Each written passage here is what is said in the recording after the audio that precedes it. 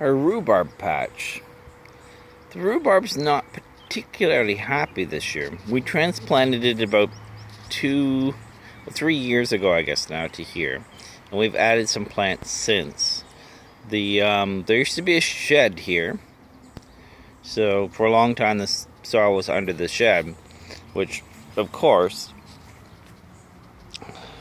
meant that there was nothing living here. But now we have the rhubarb patch, which we've had a couple of branches of rhubarb from already, which were good, actually. We'll put them in the jam we made the other day. In one of the previous videos, the mulberry jam had some rhubarb in it.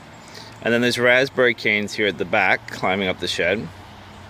They tend to grow volunteer in these parts, so I try and move them to places where they're not in the middle of paths or whatever.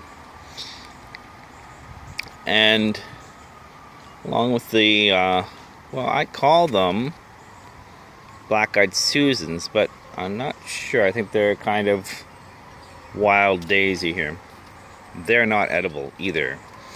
But if anyone has any miracle solutions for the rhubarb to make it grow bigger, other than just waiting for it to get over the shock of having been transplanted, I look forward to hearing those.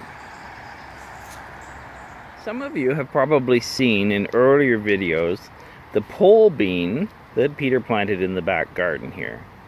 It's now grown all the way up the bamboo posts and past the top of the post.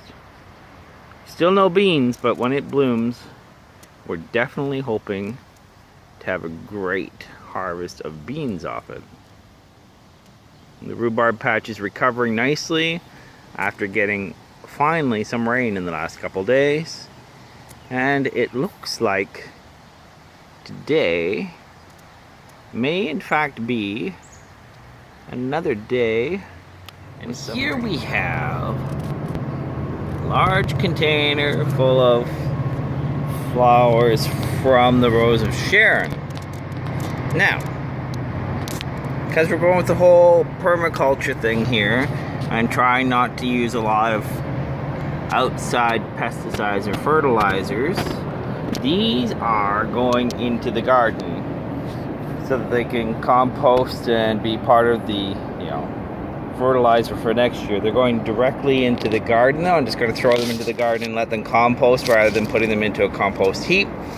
And if you're asking about the Alexander Keese that came in the picture, it's long gone. Sorry. It's a contribution from the garden where we have a hot pepper, cayenne I think, chives, green beans, yellow beans, leaf lettuce, and parsley. Let's see what this looks like when it's done. Hope your garden's doing equally as well.